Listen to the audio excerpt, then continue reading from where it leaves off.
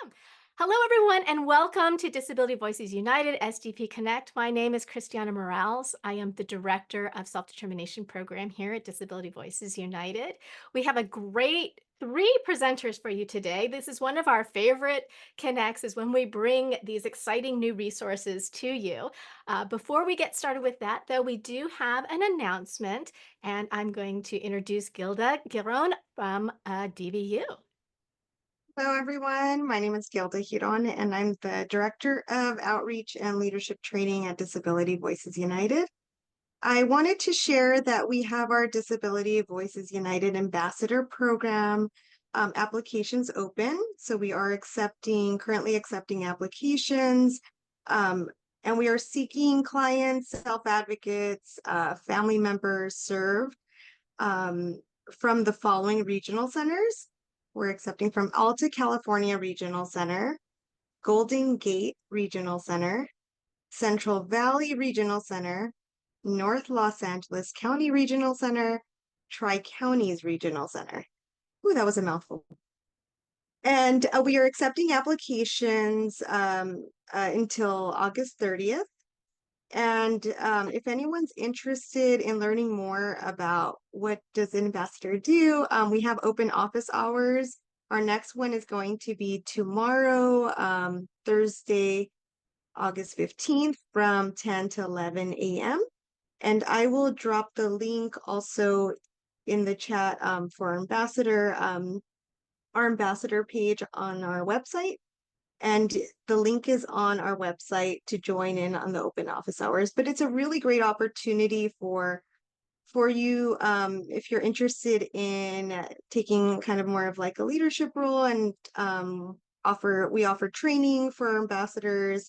It's a great way to get connected with others in that regional center and to really gain valuable skills in advocacy. So I hope if you're part of one of these regional centers, or if you know of anyone in those catchment areas, please share our flyer, and we look forward to seeing many of you apply. Thank you, Christiana. Thanks, Gilda. We're also going to make sure to put the flyer in the chat and the connections and everything. So if you are interested in that, please take a look at the flyers in the chat. So without further ado, we have three great providers here today. First, we have Angel Sense, and we have Rick Lowenstein. I don't know if Rick wants to give a little shout out, wave, hello. Caitlin Daigle, Tammy Weiss, Melissa Scheifelbein, hopefully I did not say that wrong, and Christina Grubbs, and they're going to talk to you about Angel Sense. We have Val Golds from Arabesque Music, and we have Dr. Steve Winshel, who is a career and skills coach. So, Angel Sense, would you like to kick us off? Absolutely. I'm going to share my screen real quick. And everyone see that? Awesome. So today I want to talk about addressing the challenges of safety and independence when it comes to assistive technology that you can utilize. Today, living with special needs individuals, they can really be positively impacted by using assistive technology, especially Angel Sense, to cope with and overcome those challenges, especially when it comes to safety and independence. My name's Caitlin Daigle. I work for Angel Sense. My goals are to discover partnerships that we can make in order to help individuals and disabilities access Angel Sense assistive technology through funding sources. So what is Angel Sense? It's an advanced assistive technology that provides maximum safety and greater independence for our vulnerable loved ones that have autism, special needs, and even dementia. So it includes a wearable GPS device with an assistive speakerphone, a user-friendly app for multiple caregivers, whether that's a parent, family member, teachers, therapists, and even law enforcement, and it's supported by special needs parents.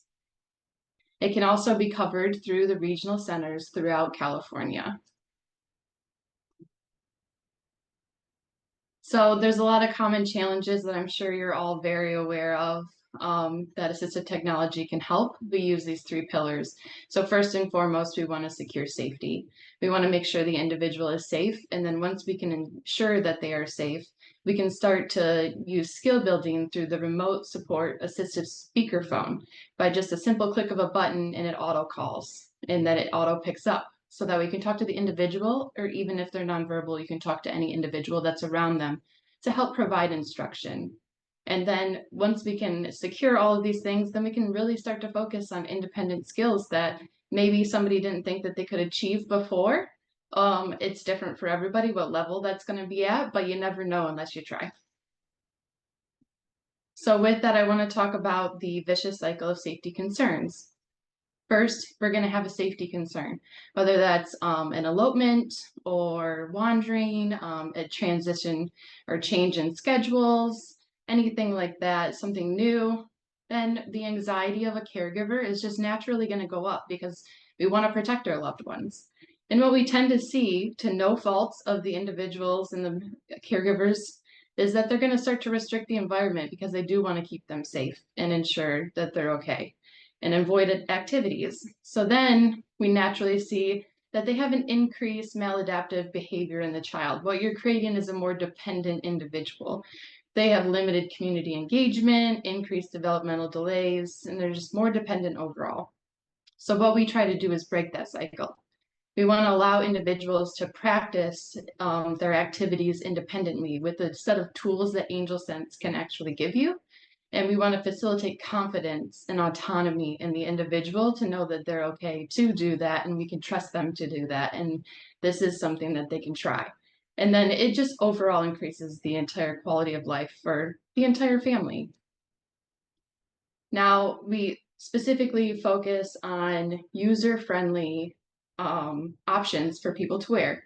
So we have 2 different devices. One is more of a pendant looking device, and it has lots of different wearing options, more that are even than what's listed on this site right here, or in this slide. And then we also have a watch as well. So it really depends on what is right for the individual, because there is no one size fits all. There are removable and non-removable options, and we try to just make it the best fit for that individual that would work out the best. And I just want to reiterate that we really care when you call. All of our customer care support team are all parents who use the device, are longtime users, and they support not only our customers, but also we have an agency department to help with agencies. And then we can also work with schools too, to make sure that the schools are comfortable with what's being utilized in their schools, to make sure every student rights are protected.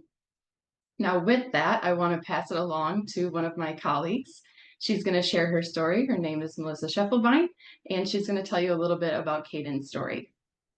Thank you so much. So my son Caden was diagnosed with autism when he was 2 years old. Very high needs, very severe behaviors, nonverbal, and I was told basically he would never talk, and he would rely on my support for the rest of his life. So moving on to today, I am a board certified behavior analyst, but I purchased Angel Sense when Caden was put as a nonverbal individual on the wrong bus and taken to the wrong school, and it took over an hour to find him. And my first instinct was to fall into the vicious cycle, take him out of school, no transportation whatsoever. But Angel Sense rewrote his story. It gave me the chance to let him engage in these opportunities, and now he's totally independent. He has a YouTube channel, very verbal. He's actually traveling right now. He's gone to overnight camp. His story has completely changed because he was able to access these opportunities. And I thank Angel Sense every day. And now I work with other parents and families with Angel Sense to have their story be just as victorious. Okay, so next we're going to hear from Tammy. Tammy's daughter is Morgan, and she's going to talk a little bit about her story. Yes, Morgan is, my child is now a 30-year-old adult. And as you can see, time doesn't stand still. This is Morgan's circle of support, and everyone's needs are changing. And we are juggling to give her all of the supports that she needs. And what happened was we were stuck. I knew Morgan was capable of so much more, but I was afraid for her safety, and it was that same cycle you talked about. I was afraid, so I kept her back so I wouldn't let her do more. And Angel Sense was the answer for us. And you can go to the next slide, because what it did was it gave Morgan and I both the confidence that we needed, because it's such a simple device that she doesn't even have to engage. If I want to talk to her, I just use the app to call her directly. Morgan does not have to do anything to hear my voice except listen. It gives us, again, both the confidence. So through Angel Sense, when we go to the grocery store, I can send her down a few aisles and let her go pick what she wants. I'm not worried, because if she needs me, she has to push just one button. But I can call her and bring her back and know that we both, again, got that confidence we need to let her go further.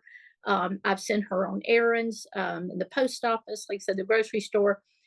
She's doing things on her own independently, because I don't have to shadow her and stand right over her. And that's just been such a great experience for me to see that she can do more than I thought she could ever do.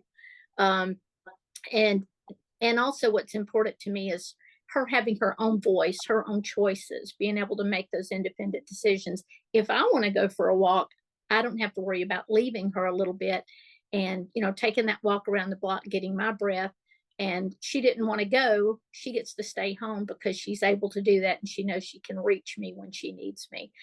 She's making breakfast by herself. She's doing a lot of things that I never really thought she would do, because again, I was afraid to leave her or back up a little bit. But thanks to the help that we've gotten through this and the simple device for her to use, a cell phone never would have done that. This was simple because there's no distractions. It's all it does. It gives us a way to contact each other. And I'm just so thankful, because now she's safe and we can keep her learning and challenging her to give her the voice and the choice that she needs when I'm not able to be here. Thanks, Tammy. So now I want to pass it along to another colleague of mine, Christina Grubbs. She's going to talk a little bit about how to really include this in a spending plan, and what you need to actually say, and how to fight for what's right for your loved one.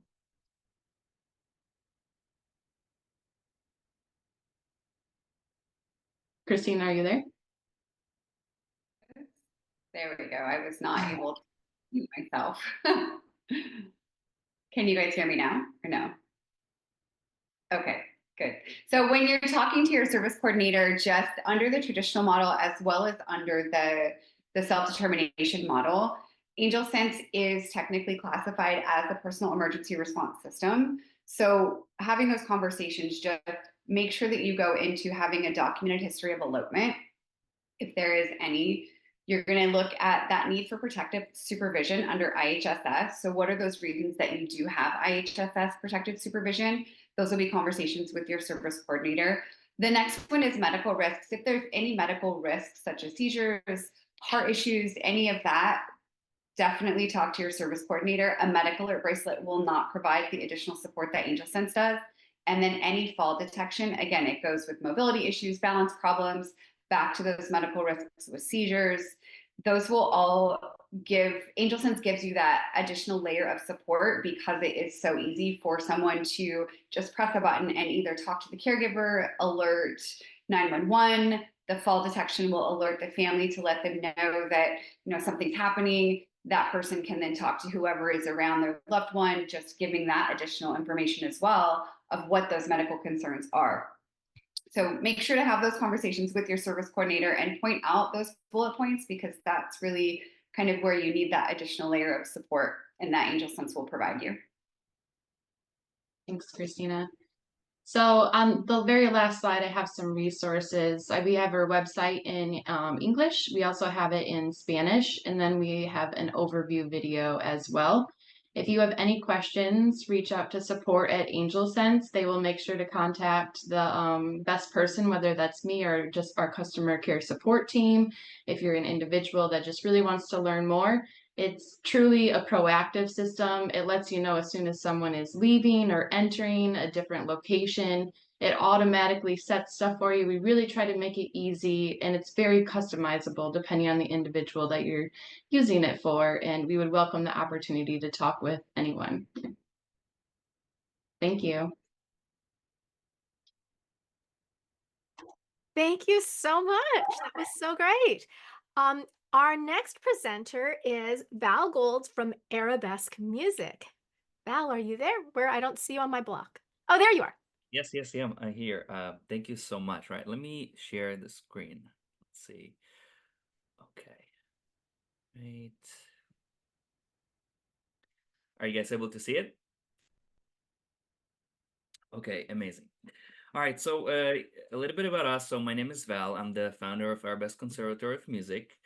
I studied music at Juilliard in New York, and when I came to LA, my biggest thing was to share music with people. So I started a music school a few years ago.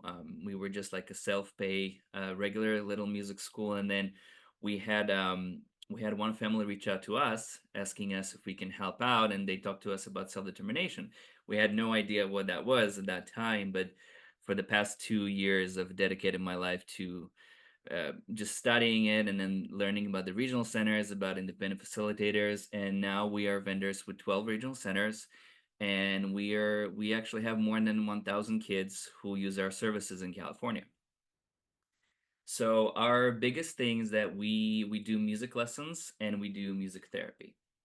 For music lessons, we offer three options. We do in-home music lessons, we do studio lessons, and we also do online lessons.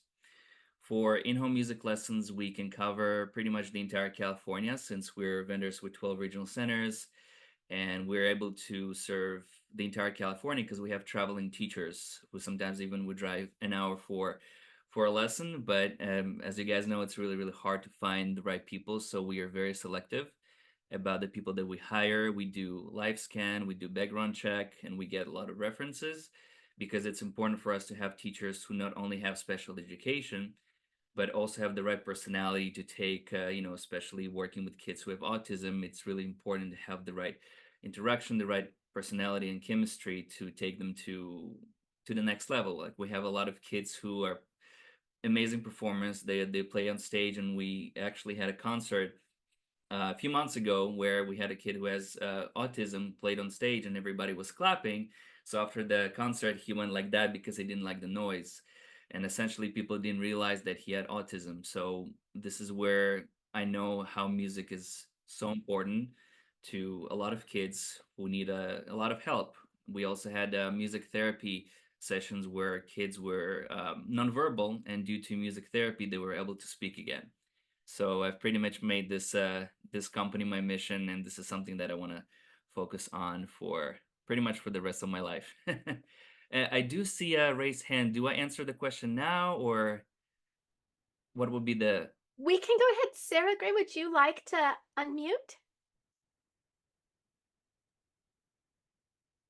Oh, the hand went down. Sarah, are you able to unmute?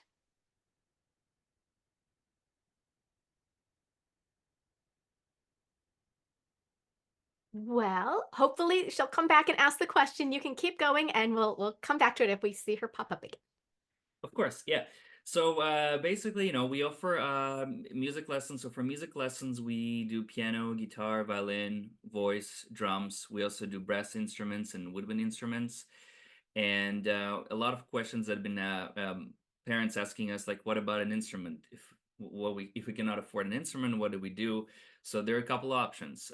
In the self-determination program, some FMS companies, they would fund an instrument rental, for instance, or an instrument purchase, but we always offer really affordable choices for our families.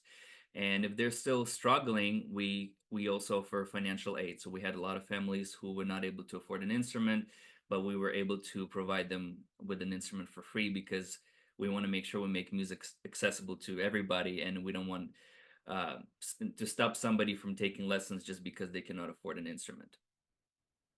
We also do music therapy. Music therapy has been big. All of our music therapists are board certified.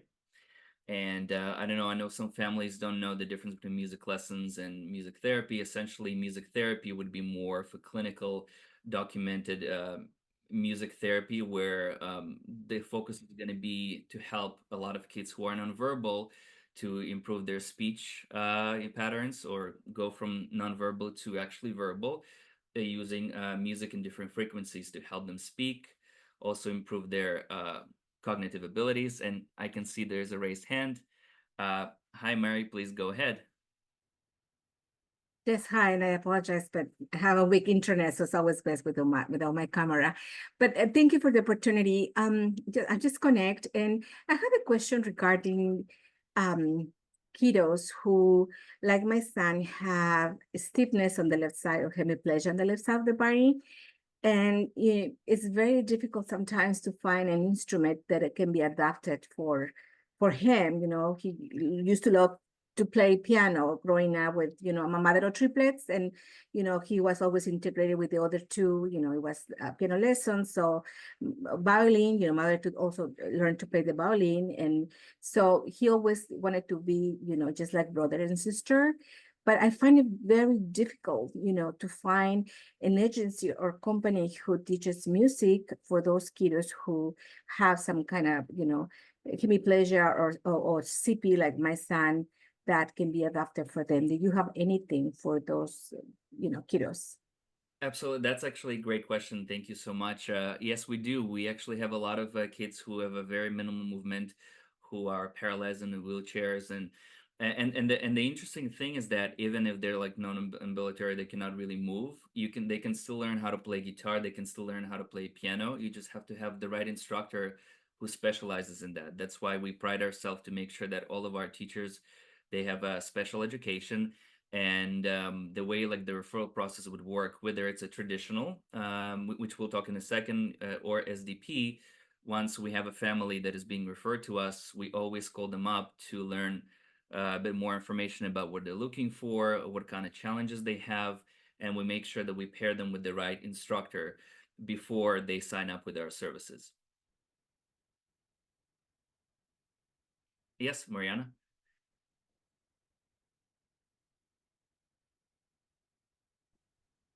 Hi, thank you. I also have a sister who's 39 years old, and unfortunately, we haven't been able to find a service that provides her needs. She's also severe cerebral palsy, and her cognitive level is around a 1-year-old in a 39-year-old body. So she's in Tri-Counties. Are you in that area by any chance?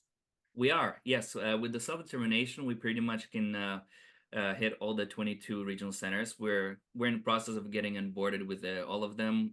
Golden Regional Center, Golden Gate is also about to finalize on vendorization. We're moving as fast as we can to be able to, spread as fast as we can to help all the families that are in need. And we do serve, we serve kids, we serve adults, and cerebral palsy, for instance, has been a very big chunk of our company, because we have a lot of therapists who are able to deal with that. We have also neurological music therapists who are able to help both kids and adults. Awesome, great. If I could get the contact on the chat, I would appreciate it. We are going into self-determination, and I know that this is one of the services that I am asking for a big chunk. I'm also an independent facilitator as well as a sister. So attending these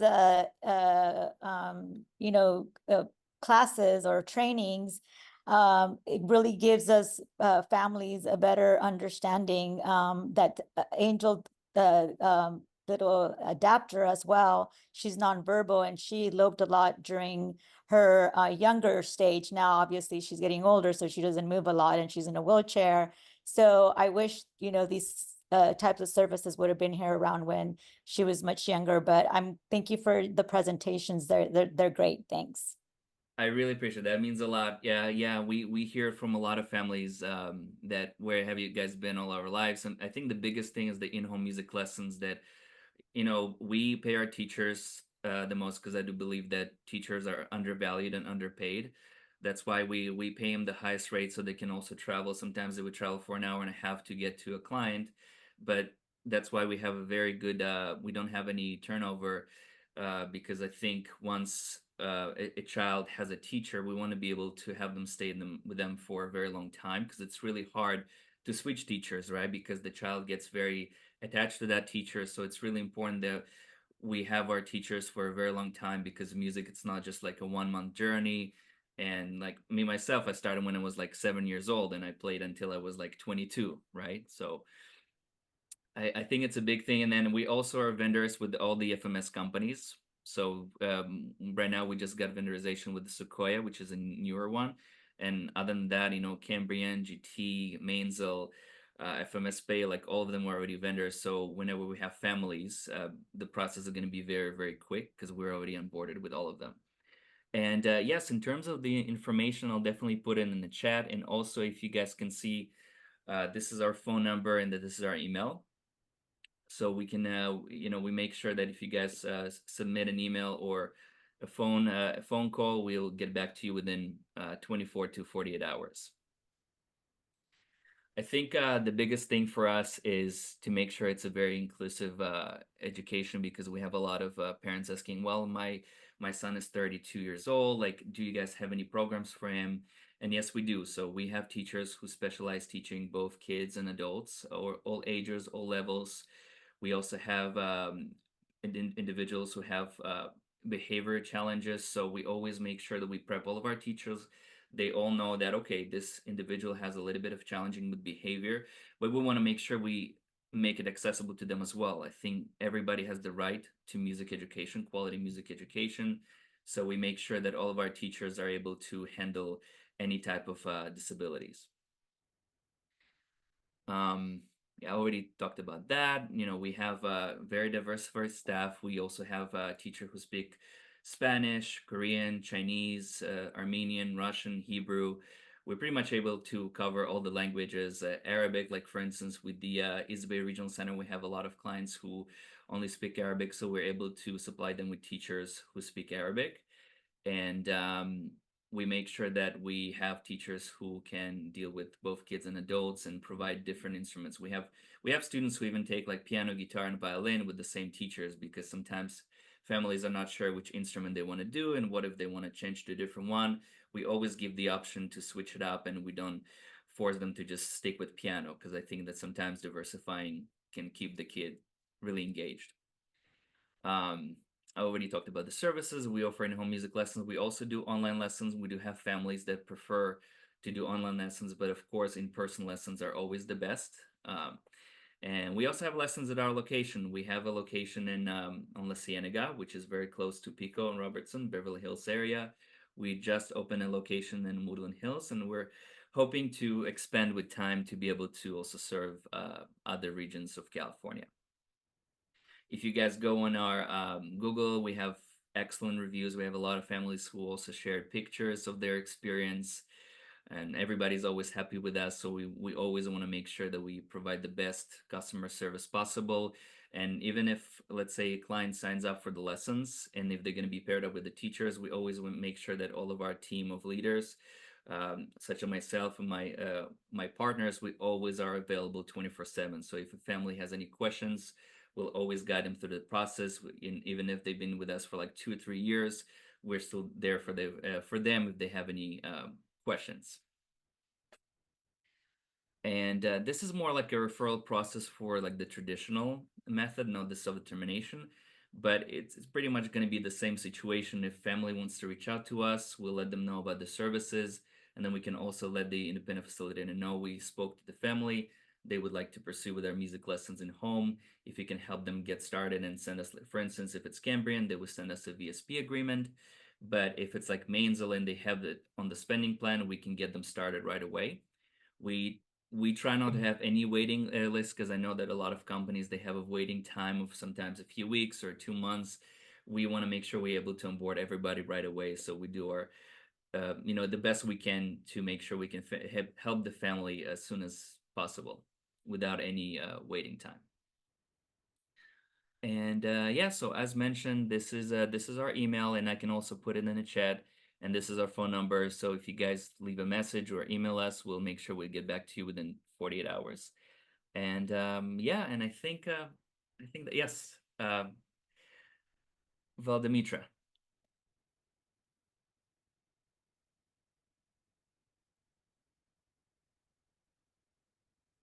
I wanted to ask, what type of language do we need to speak when talking with our coordinator for our loved ones in order to try to be able to get this in the spending plan? Yes, absolutely. So In terms of because we have two routes. We have music lessons, we have adaptive music lessons, and we have music therapy. A lot of independent facilitators, when they talk about music therapy, they ask us that we use service code 331, just because sometimes with the regional center it can be a little bit more complicated to be funded for music therapy. So a lot of independent facilitators ask if we can just use service 331. So it always gets funded right away. There's no issues whatsoever. But we're also able to communicate with your independent facilitators. We actually work with more than 100 facilitators. So if you let us know the name of your facilitator, we can call them directly, let them know that you guys want to start our music lessons and to help speed up the process. So do remember, guys, that it needs to be part of your person-centered plan and your goals. So in order to be on your spending plan, you have to have some sort of goal to it. So do think about that as you want to, if this is something that you're interested in. Rushi, I'm going to ask you to hold. We are going to have questions at the end. We have one more speaker, and I want everyone to know the questions in the chat. We are going to go through all of them. We'll get everybody asked. So Rushi, promise me that you'll raise your hand again. I have one more speaker, and then we'll open the floor up to questions. Thank you so much, Val. That was just amazing. Of course, thank you so much. I appreciate it. Our last speaker today, and we did very varied today, like just kind of random resources. Today, we have with us Dr. Steve Winshel, and he is a career and skills coach. And not only is he going to speak a little bit today about what he does with career and skills, he's also an expert with micro enterprises. I know this is a big thing with our community. And so in a couple weeks, he's going to be coming back and doing a presentation on micro enterprises. But today, take over, Dr. Steve. Excellent. Thank you very much. And I'll assume that I'm not on mute unless you tell me otherwise. And yes, I'll be fairly brief because I will be back where I'll be a little less brief in a couple of weeks. So thank you very much. And Christiana, thank you for allowing me to join. And by the way, thank you for allowing me to work with Chilton tomorrow and meet him. So I'm excited about that as well. So first of all, I want to say that I'm glad I'm third because I got to listen to in detail to the first two presentations. And I got to tell you that both Arabesque and Angel Sense, I plan on referring you to a lot of people. So really wonderful, very different programs, one from the other. And so don't be surprised if you get a spate of calls with people saying, Steve said to call. So what I do is a bit different from what the other folks presented here. And I do not have slides. I so often present with slides. I decided in a couple of weeks, I'll do slides. Today, I'll just speak. I'm gonna give you just a little bit of my background, and Christiane hit some of the key points, but my doctorate is in experimental cognitive psychology. That's my original training. But I've had a career that has primarily been startups and the founder of startups, largely in healthcare, and a great deal, many years because I'm old, of coaching and mentoring a wide range of topics, which I'm going to describe in just a moment.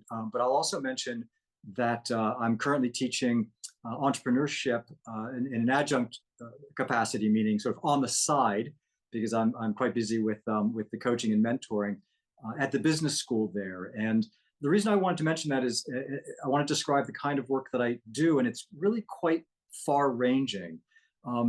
The people I've worked with over many years range from people who are very early in their careers, maybe just coming out of school, or even planning to go to school and preparing to go to the transition from high school to college.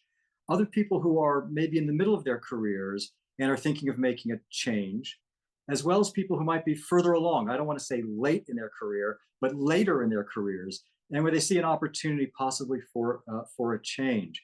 And in many cases, it's people who are at an inflection point in their lives. Oftentimes it's career, but a lot of times it's other issues in their lives. And an inflection point meaning there's a change coming. They may not be happy with where they are. They might not be sure how to get to the next place or to decide even what that next place would be.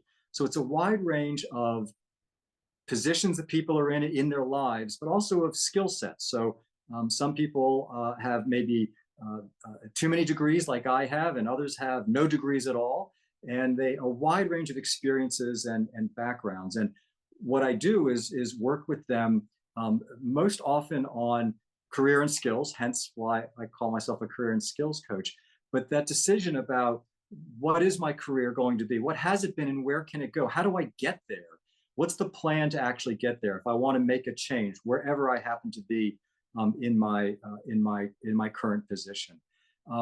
And over the course of those years, I have worked with a diverse population in many ways, which has included special needs populations as well as many others. Only recently have I begun to have the opportunity and the privilege of working with the SDP community, and that's because a very dear friend of mine began an FMS in the space, and I was working with him to understand and perhaps help a little bit because background in helping businesses start. And as I learned more and more about it, I realized, well, this is an environment that I have to be participating in and being able to provide what is something that I've spent the bulk of my life working on. What I'd like to do, so very wide range of clients, very wide range of skill sets and where they are in their careers. I want to describe just a little bit about the approach that I take, and then I'll stop and allow questions for sort of all three of us who are here. The approach that I take is one that I've found over the years and have developed over the years that works for me, and it works for me because I think it works very well for the people I work with. And that is, you ask a lot of questions, you explore what the person cares about and where they're trying to get to, whether it's someone who's finishing high school and trying to decide what college to go to and how to get in, finishing college and deciding what their first job is, or mid-career and thinking of a change, and help them understand what they want, not tell them what they want, not explain to them what they should do, but to help understand what they want and help them understand perhaps what they want, but maybe hadn't formulated that idea. And I find that approach works for many, many people, to not tell them and lay it out for them, but to work with them to figure it out and to help them figure it out, and then to map out a plan. And the reason I say plan is because it's very, very important to me, and I think to the people I work with, that we talk about outcomes. It's not just a process, it's what are we trying to achieve? We should be able to measure that. If it is a job, if it is an improvement of executive functioning, if it's social skills, if it's anything that they are having difficulties with and that we've worked to identify, we should be able to say, here's where you are and here's where we want to go, and then to be able to measure that. So outcomes are extremely important. The last thing I want to say is that while the approach I take with everyone, and I literally mean everyone, whether it's a student in my MBA class, or for example, I've got two young people who are going after their first real jobs in the workplace after college. The general approach is the same. However, and this might be the most important thing I can possibly say to explain how I operate, is that everybody's different. And it's absolutely critical that what I do with the people I work with, we collaborate with each other and find out what they need as an individual, so that the plan we come up with and the outcomes that we're trying to achieve are specific to them. There's no cookie cutter. I love cookies, but I don't want a cookie cutter. I want to work with people individually to understand what they need.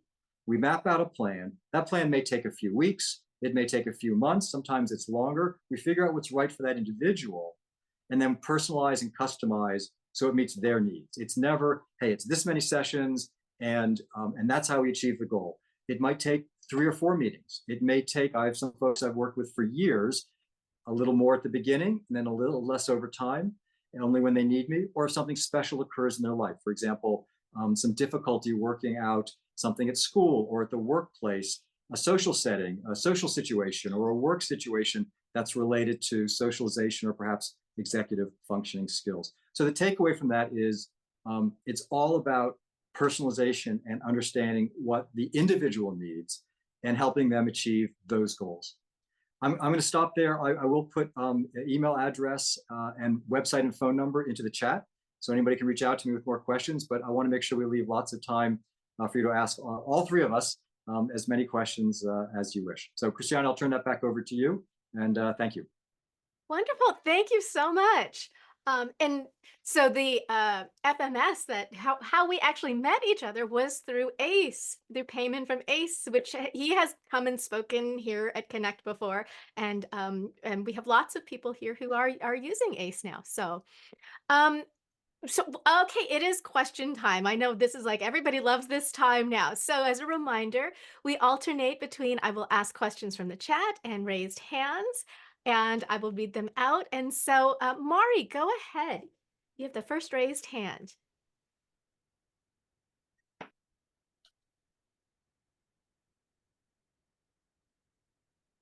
Mari, are you able to? Oh, there you go. Now I can. I didn't see the unmute button yet. But I mean, this is exciting, as you know, Christiana. Hi, Dr. Seth. My name is Maria Humada, and I apologize again because my network's really weak right now with all the cameras this year. For people to hear me. But first of all, thank you, because this is one of my favorite topics. Why? Because I'm a mother of an amazing young man who has special needs, and he doesn't want to go to work for anybody. He has a dream of building his micro enterprises that we are helping him to make it happen. You know, this is his passion. And so this is one of my favorite topics. So that makes me very excited what you said, but you say everybody's different, which is, you know, we all are, and it's a beauty thing for everybody. But how would you help someone who is maybe nonverbal, but who has those dreams, to figure it out, you know, what is it he wants to do? And of course, that you have the family and the support, but you just mentioned that you want to work with him directly, trying to figure it out, you know, just to tell him how to do it and what to do it, right? Yes. So how would you work with those, with that community, with those kiddos, and also for those like my son who has limited communication skills as well? Yes, so thank you for asking that, and it's such an important thing. And by the way, oh, here we go. Screen was being shared. It really is. You've identified the heart of it, which is individualizing it. And there are some basic principles that apply to starting a business. And by the way, I understand that your son doesn't want to work for somebody. The main reason I've been an entrepreneur my entire career is that I have a problem with authority. And so it's very difficult for me to work for anybody. I've managed it through my career, but I don't like it. And there is a process. And the process, which is something that I've taught for many years, starting with ideation and motivation and then stepping through. That process doesn't really change. Whether it's a micro business, whether it's a medium-sized business, whether it's a high-tech business, it really doesn't vary. By the way, I'll give you an interesting example. And then I want to give you a very direct answer to your question. I'm working with a young man whose mother has a business. And while we were talking about working with her son primarily about executive function and preparing for his career, she said, "Oh, well, you do all this entrepreneurship stuff. Can you help me?" So now I have two clients in the same family, which is really, really wonderful. So the very specific answer is that the underlying process, what I would do with your son, first of all, you know, it's get to know each other and get comfortable. I know that sounds obvious, but I want to say it. You don't come in hot. You don't come in going, well, here's what we're going to do. It's to understand, to make sure that he's comfortable, and so that we're able to communicate. And if it involves, you know, having a family member because he's nonverbal, then we find a way that we can communicate. That's absolutely number one. Once we have a way to communicate, then we go through the same process. And I know this sounds unusual, that we go through with everybody, which is starting with, what does he want? If I can understand what he's trying to achieve, is it just autonomy? Is it he wants to be a mega millionaire and you know, buy the, you know, an NBA team? Does he just want to be able to contribute to the family or defray some cost, or just keep busy in a way that's interesting? There are many different possible answers. And that process of understanding what the motivation is critical. It's more important than any of the other steps. Because if you don't understand the motivation, then what you really do is you're giving a recipe to someone where you haven't first asked them what kind of food they want. Then you can cook a beautiful dish that they have no interest in. Once we know what his goals are, then we step through the process of what's the idea, how does it actually work, How does that, whatever that product or service is, and I'm jumping ahead without knowing exactly what it is he's interested in, we'd find out what that is. And if he doesn't have an idea, we go through a process to maybe develop an idea that excites him, that is within the scope of his ability to actually achieve. And I'll stop it there because I could go on for 3 or 4 hours and have done so in the past. But what I'll say is it's really a matter of finding out what he cares about and then what he might be able to do and what type of business it is. And then we're off to the races. I will reach out to you because you just nailed it and you mentioned so many things that he's interested in, but I will not comment here because I want to give you opportunity to the rest to comment. So thank you so much. Thank you. So we have a question from Juan at 447. Does Angel Sense need Wi-Fi to work? It does not need Wi-Fi, so we actually run off of cellular service because we find that more reliable. I'm going to ask one more since that was a quick answer question. Do you have any, Christine at 504 asked, do you have anything that has been used for those individuals who cannot use wearable technology because they have sensory issues? Absolutely. So since our entire company is built around the model of parents who are actually using the device, we beta test, alpha test, beta test, do all the things with our parents, and they try everything out for their individuals. And we have lots of tips and tricks for wearing. We have so many wearing options that we can help with adoption of actually wearing that through like reinforcements and stuff like that. But we also have things that are really not invasive that they probably won't notice that are actually on them. And I could get into so much more detail about that, but definitely check out the website. And if you have any questions, reach out to us and I would be happy to go over each of those options.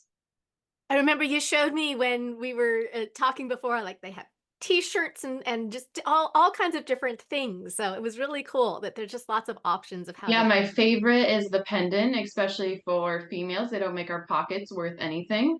So you can clip it onto any type of fabric just using a little fastener. It's like those anti-theft devices in stores. And you have a caregiver key that removes it. So you can clip it anywhere on fabric. So it's not, if they're wearing clothes, you can attach it somewhere onto the clothes and they're really not going to notice that it's there. But if it is really is bothering them, we do have lots of other options, and we do, all of our moms can help you with implementing how to wear it. And we have reward charts and all sorts of different stuff. Okay, one more because it's another quick one. Are your devices waterproof? They are waterproof. So with extended water use, obviously any type of technology will eventually start to degrade. But we have waterproof pouches if you're going to go swimming or you want to be at the beach and stuff like that, but still be able to know where the individual is and be able to have that communication with them, even if they are a little bit further away. So we just recommend, if you're going to shower, take it off. If, anything with any type of technology that you would typically do, but they are waterproof. Cool. Rushi, go ahead. I'm sorry for cutting you off before. Hi, thank you. My question is for both for music and for Steve. I have highly like a teenager who is highly motivated, then a highly unmotivated, like in span of few weeks. So for music and for coaching, like what does how do you work with like kids who are up and down or motivated, not motivated, and then motivated, and then like they take turns. So I just want to know what is the like driving factor for motivation to at least explore. Val, do you want to go ahead and start? I went kind of long on the last one. Yeah, sure, absolutely. I think it's a great question.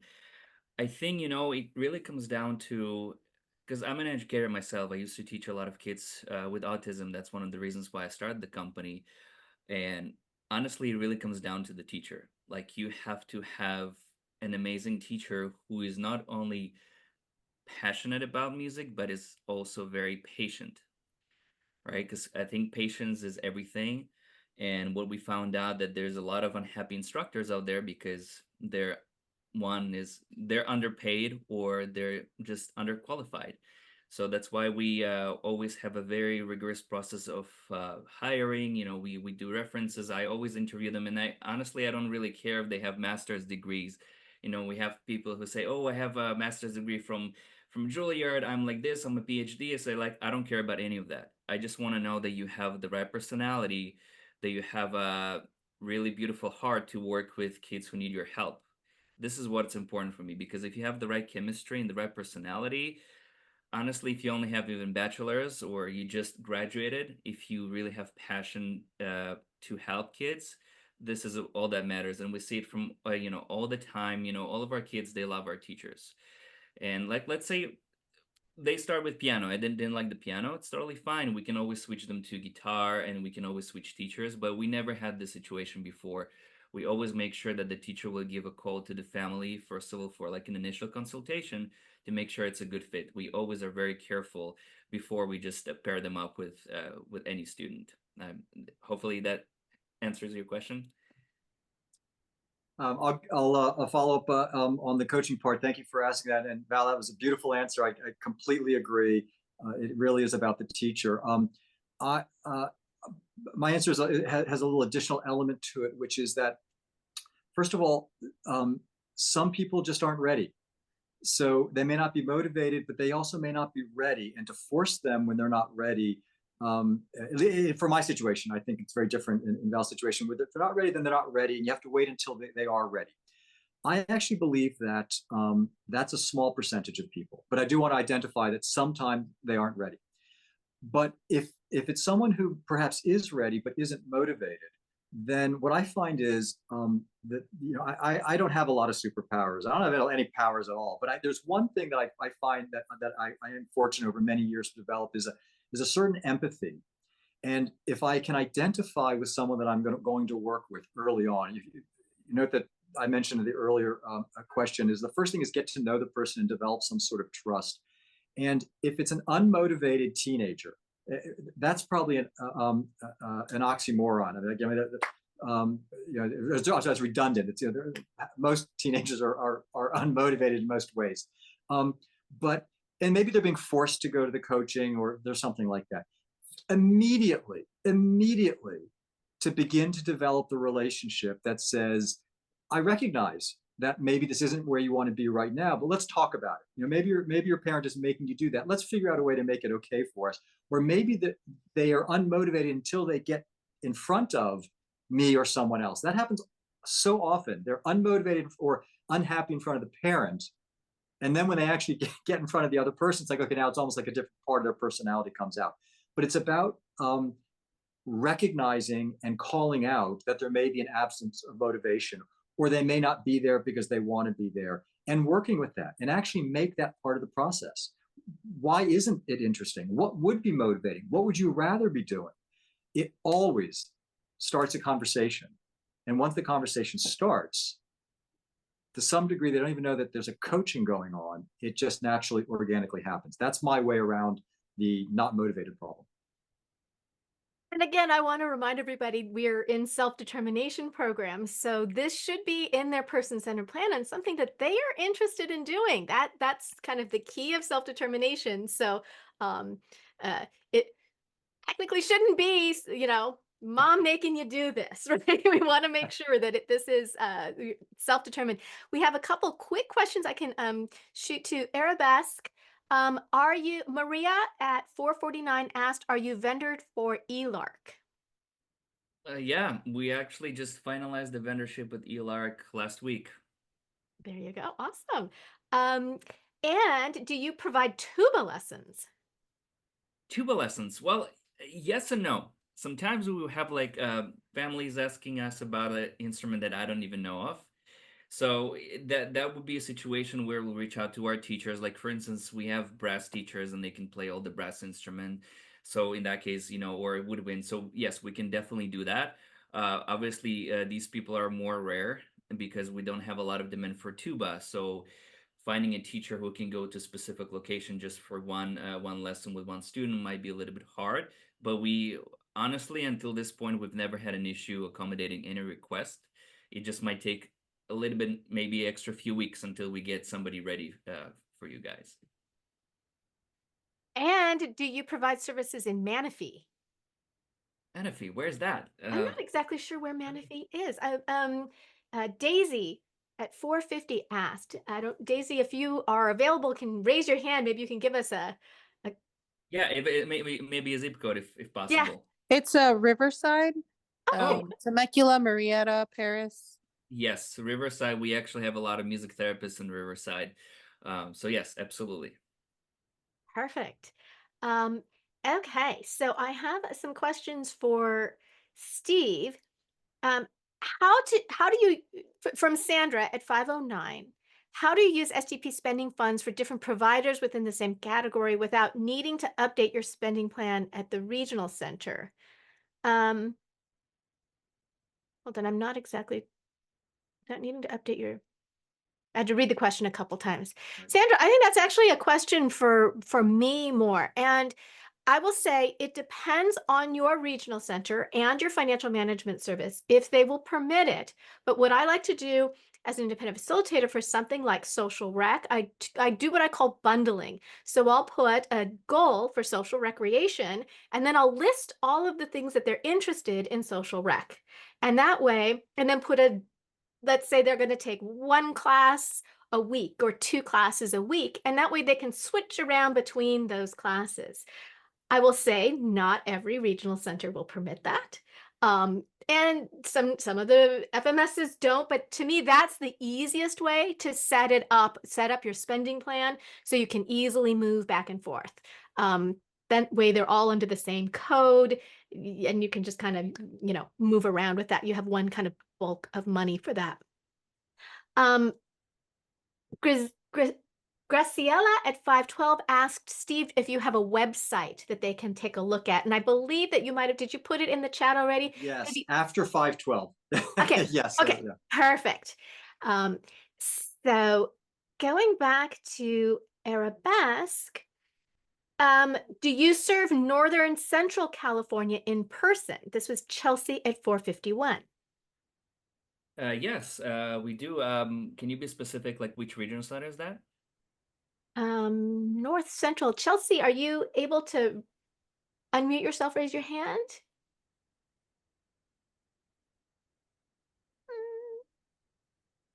I don't see them popping up. Or put it in the chat if it's easier for you. We'll get back to you if we see it pop up there. Sandra, you've been very patient. Go ahead and unmute.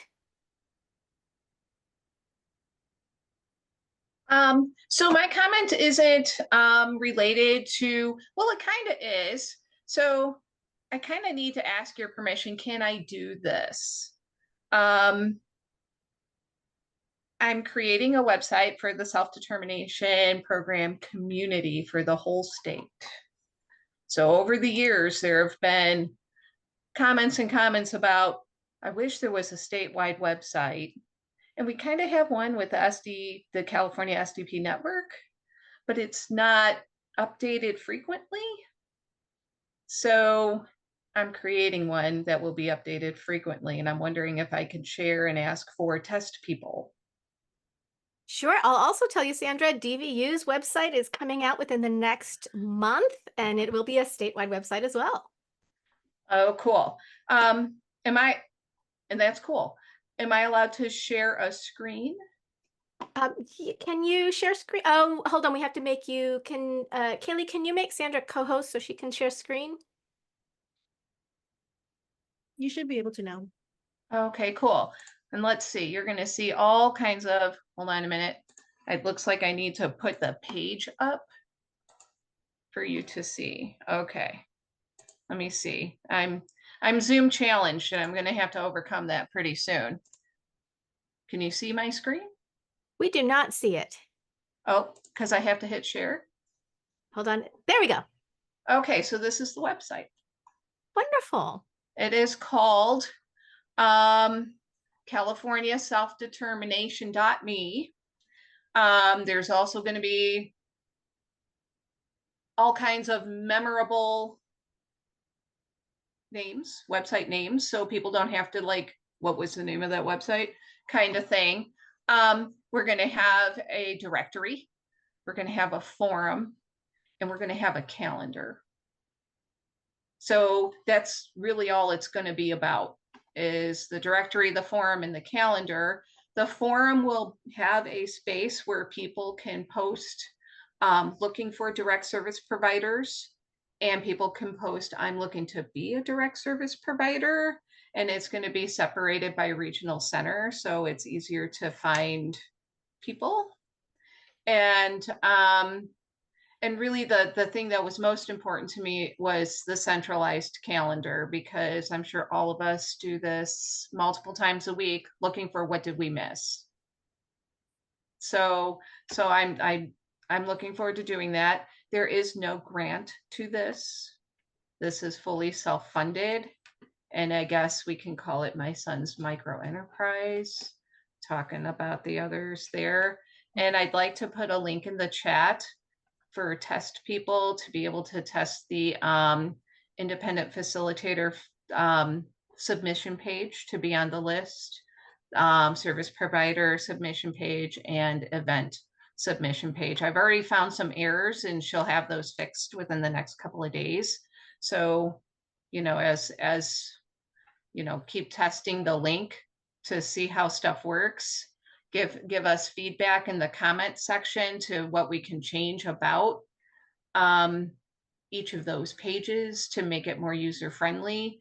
And as we make things look better, we'll submit back to you. This is what your page looks like. This is what your submission looks like. So I'm really excited about it, and I figured this might be a good test group to help develop it. It should go live also within the next couple of weeks. Wonderful. Well, go ahead and put the link into the chat. We do have some more questions.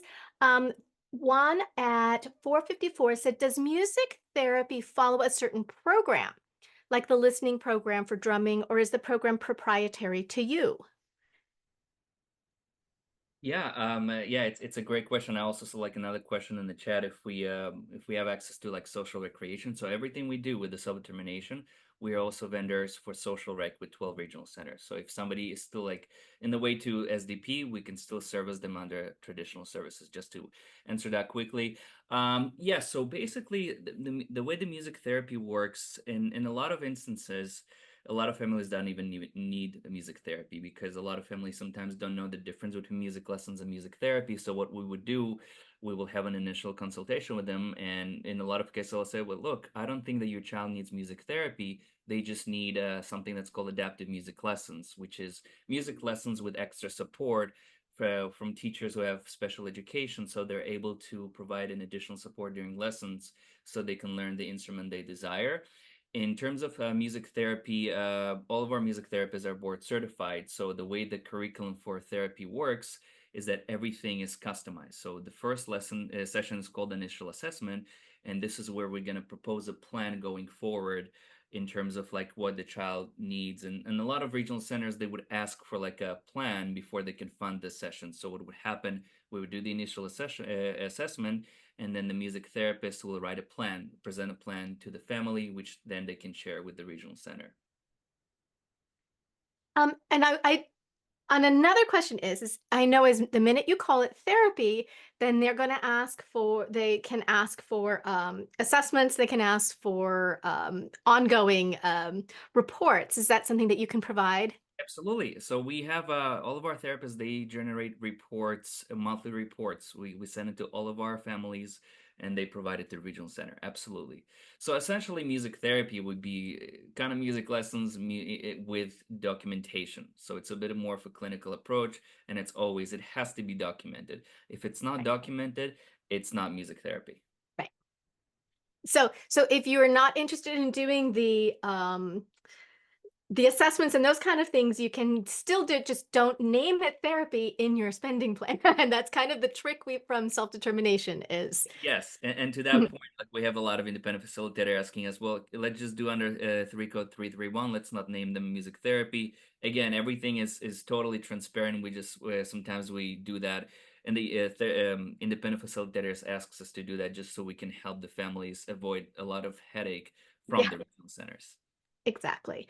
And then we have lots of people asking very specific locations. Odelia at 5 asked Gardenia, Carson, Hawthorne. Oh yes, well that's funny because majority of our students located there because our direct renderization is with the West Side Regional Center, and we have a lot of clients in the Hawthorne, Lawndale areas. We have a lot of therapists there. So yeah, this is super easy for us because we have more than 100 teachers and therapists on staff. So we're able to pretty much accommodate any area. And then Mari had a question for Dr. Winshel. Will the services provided be charged by session or by plan? And how much do you charge for your services?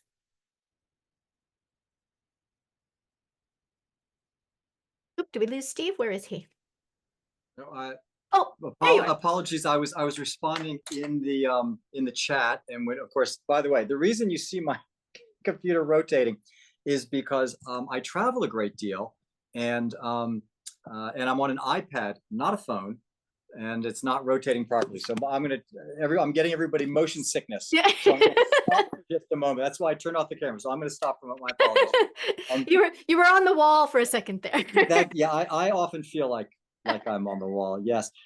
So I responded in the chat directly to Marie, but I put the website in there, and there are different. So the direct answer to the question is both by plan and by session, and it's really a matter of what's right for you. So in some cases, someone will say, "Oh, I want to basically do a package that's based on a plan that we put together, or there may be an assessment plus a plan." In other cases, it's just by session. So it really depends on what the needs are. I back to this notion of being very, very personalized. I want to make sure we don't try to squeeze somebody into something that isn't appropriate. Plus, I want to be careful. You know, everybody's got to spend, and they want to make sure the spend is maximized. I'm very much about efficiency. You know, you got to get your money's worth, and you don't want to over or underspend. And we would talk that through and decide what's best for you. Perfect. We had a general question from Lucero Lopez at 528. A question, can a 3-year-old child have access to social recreation services? Yes, anybody that is a regional center client can ask for social recreation services. There was actually a recent directive that came out really emphasizing it to the regional centers, saying, yes, you do need to provide social rec, and you need to adjust your purchase of service standards to make sure that they are accessible to everybody. So the answer is yes to that question. Let me go back up here.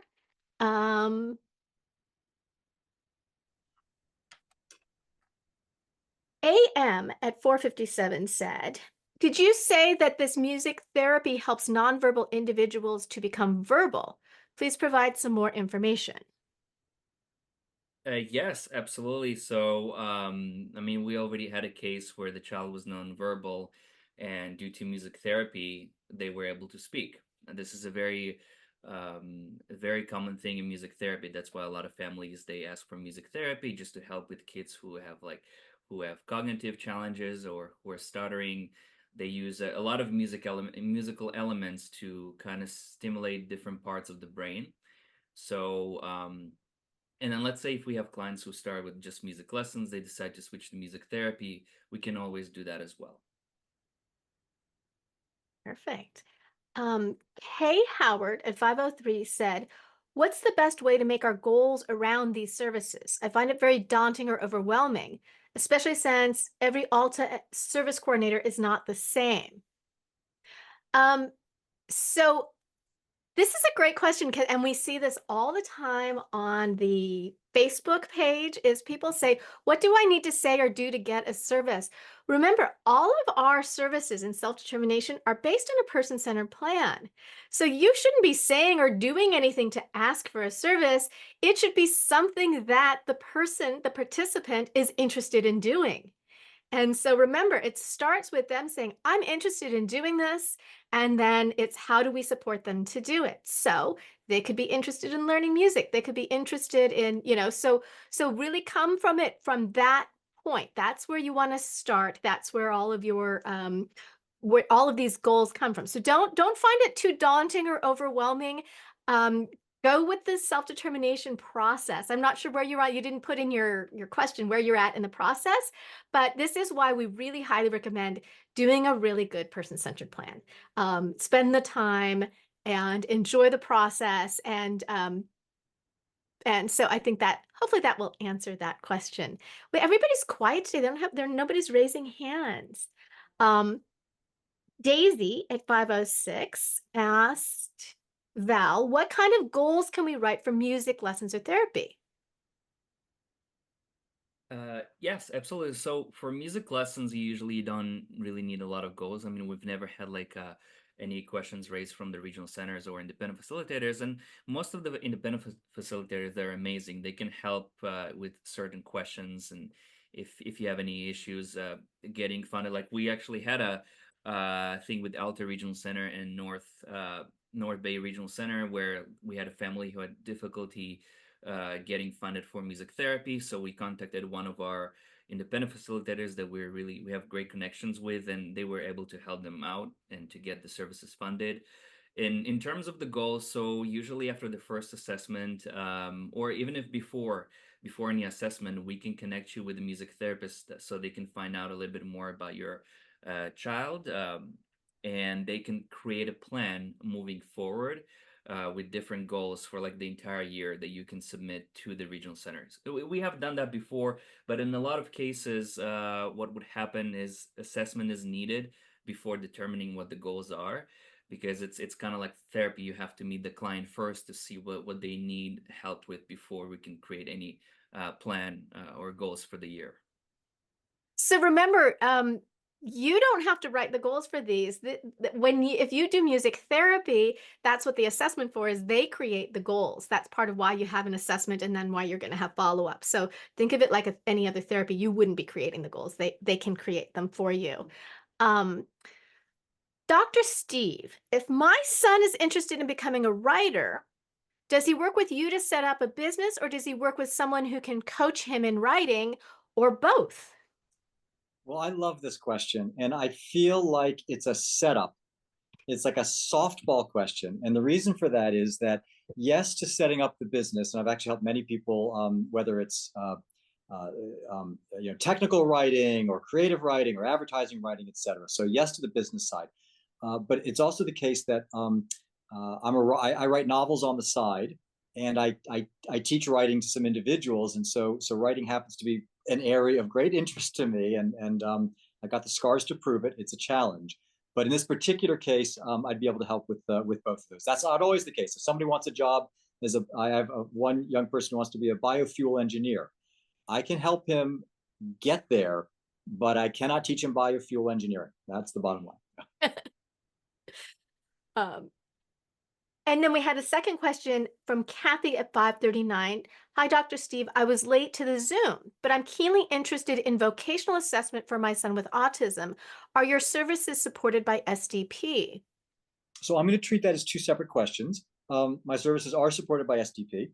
Now, in terms of vocational assessment, I want to distinguish what I would do in terms of trying to understand what your child's needs, abilities, interests are, and explore that the way I would in any other context.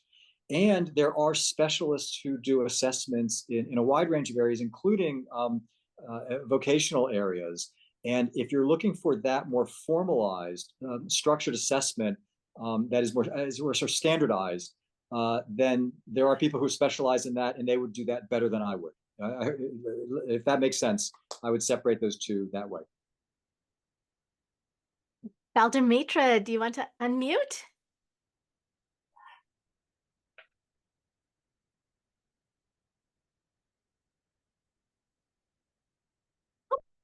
Are you able to? I got it. There you go. Okay. Christian, I wanted to ask this question. My daughter, we had a personal center plan, but of course, as she's evolving, things are just changing and whatever. So to me, personally, as her parent, I don't feel that personal center plan is the same or is going to be the same. It's constantly changing or evolving. So, for instance, this music, she tells me this was not on her personal center plan at all, but she told me I would like to play the piano, So what do you do when they're changing like that? Do we keep doing new plans? And you hit on something that's so key. So person-centered plans are living documents. They are always changing. None of us, and I'll tell you, in the teen years, they change faster than you can probably write them, right? You Yeah. can just do addendums to them. You can say, you can, and you can even just write to your service coordinator and say, hey, we have a new interest for a social rec. Will you approve this? And, you know, a lot of times they'll go through and approve it. So it's expected that, you know, nobody writes a plan and just sticks to it. The intent is that it's going to grow and change. And I'll tell you, even sometimes you know they're good plans because they are changing because it's growing with them, you know. So Okay, but that's going to change the budget and the spending plan and all of that if she wants something extra, so correct? so if this is a new unmet need, remember you can ask for a change in the budget if it's an unmet need or a change in circumstance. So those are reasons you can ask for an increase in budget. If not, then you can adjust other things around and say, oh, well, they're not interested in doing this as much anymore, so we're going to have them do this instead. So you kind of have to make some Some decisions choices. there. Okay, Yeah. okay. All right, all right. Thank you. You're welcome. So we have a question from Helen at 5 o'clock. Um, how best can an independent facilitator request the need to get approval for services from our regional centers? And I believe this was about the for the music classes.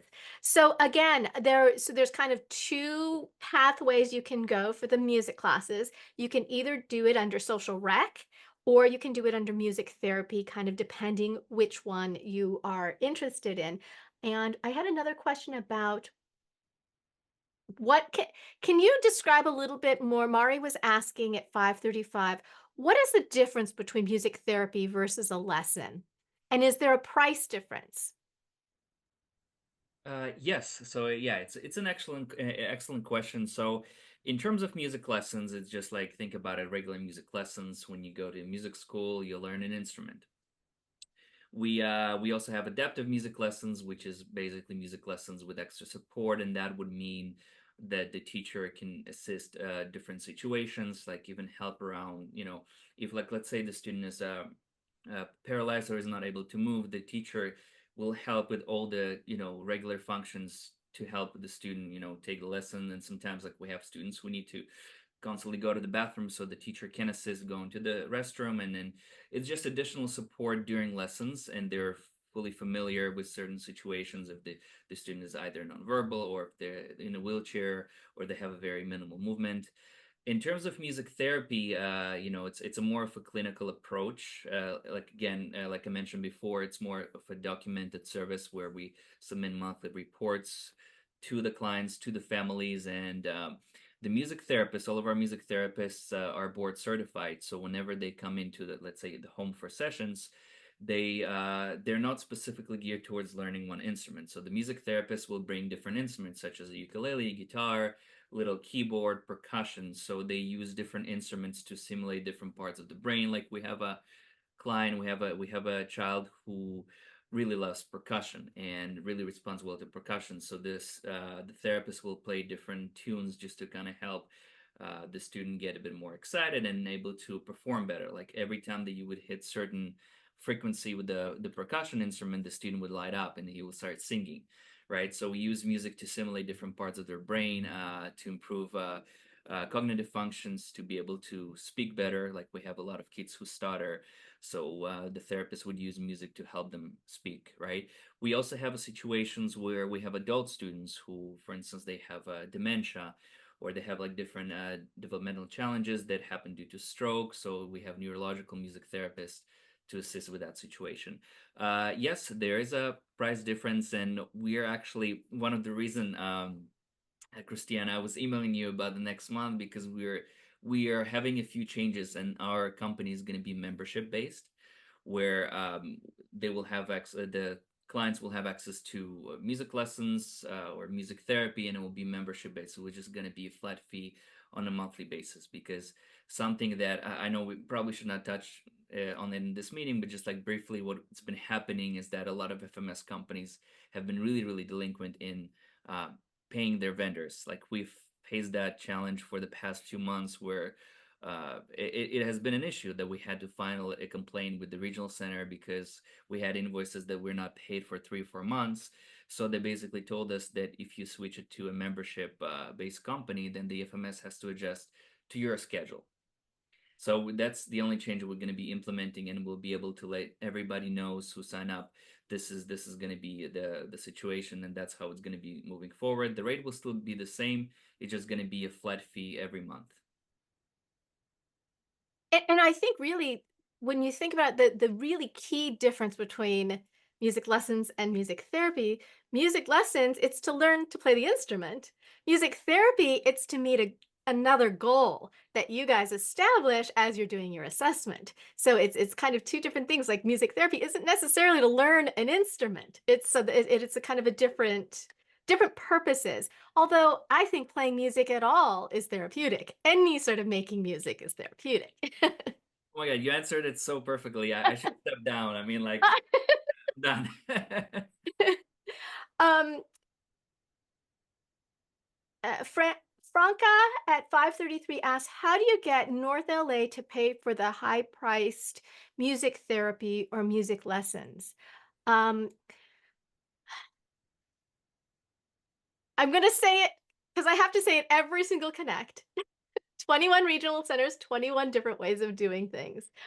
Certain regional centers, it is harder to get them to pay for things like music therapy, or just some of them just have policies that are harder. But if you look at self-determination program and you look at our what is permitted in it, these are absolutely available in there. So now the question is whether you can get your budget increased or not may be your battle, but they shouldn't be able to prevent you from accessing the services if you have money in your budget, that how you spend it. So this is always kind of the trade-off with self-determination is sometimes there's things we want to do we can't get the regional center to increase our budget for, but we can when we sit down with our spending plan and say, well, this is a priority, these are what we want to spend our money on. So you make adjustments. So I wish I had a crystal ball of a way to tell people to get things added to your budget, but it's just not that simple. Oh, and hold on, this is again for Val. Faith at 537, are your services covered in Ventura County? Looks like TCRC, Tri-County Regional Center. Yes, we actually do have clients with the Tri-County Regional Center. We are not vendors with them directly for social rec, but we are working with them through the self-determination. This is an interesting question. Robin at 551 asked, hi Val, have you seen music help with tics, such as rocking to self-regulate? Absolutely. Absolutely. So we also have a lot of we have students who are very anxious, right? With a lot of anxiety that triggers different situations, different patterns. We use music to help with those situations as well. Like we have a lot of kids who are anxious, and when you do music therapy, and like you explained, Christiana, it was beautifully explained that when you do music therapy, it's a different type of goal. It's basically it's more because music therapy is considered to be a medical field. And a lot of families wouldn't want to go to that because they're also afraid to categorize their child as it's a whole situation. Sometimes even with regular music lessons, you are able to help with tics. It's just like you have to have the right teacher who have the special education. We actually work with a company that is located in the East Bay Regional Center area that is run by a very nice older gentleman who trains teachers and therapists to work with kids from the self-determination, and because they establish a proprietary way of helping children with certain types of anxiety or tics or just even like again nonverbal individuals.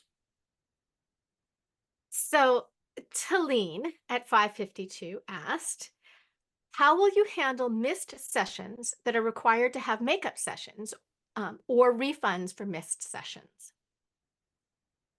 Yes, so it's a great question. So basically, and hi, Talene, we spoke before so many times.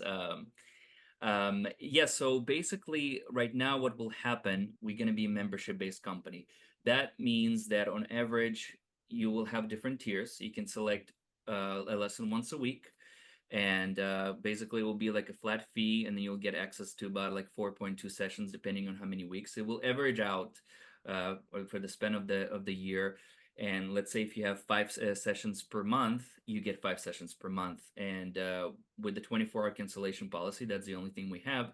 You're able to communicate and reschedule with the teacher as much as you'd like.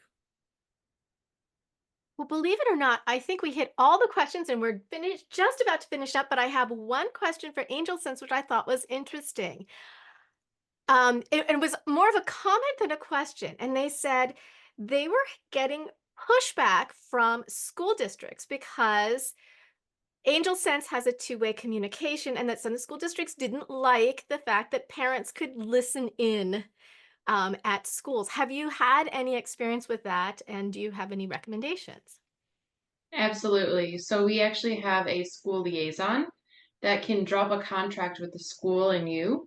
And that feature can be disabled just for school hours because you can set actual school schedules and everything in there. So they would get an alert, and then you would get an alert that it was actually turned off for those hours. So you could still have the functionality of the rest of the features. And if you were comfortable with it, we could even add the teacher or maybe the principal. If they were to wander or elope, they would also know and be able to have those tools and resources just while they're in school hours. So they don't need to know where you're going after school or anything like that. But we are happy to help. And if there is any pushback, it's more we find of just them not understanding why you have the product and everything that it does. And they do have a bunch of students they're looking out for and trying to protect their rights as well. So we understand. So it's just making that connection and making sure everybody's happy and on the same page. And we can absolutely do that. And we've been very successful in it. I love that you've already thought about this, and it's like, oh yeah. I think that I love technology, but I know that there are people who are nervous about it. So I think it's great that you're, already kind of have a plan in place to think about those pieces. AM, your hand is up. We have just a couple minutes. Go ahead.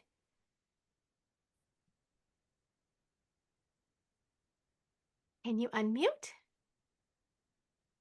Yes, hi.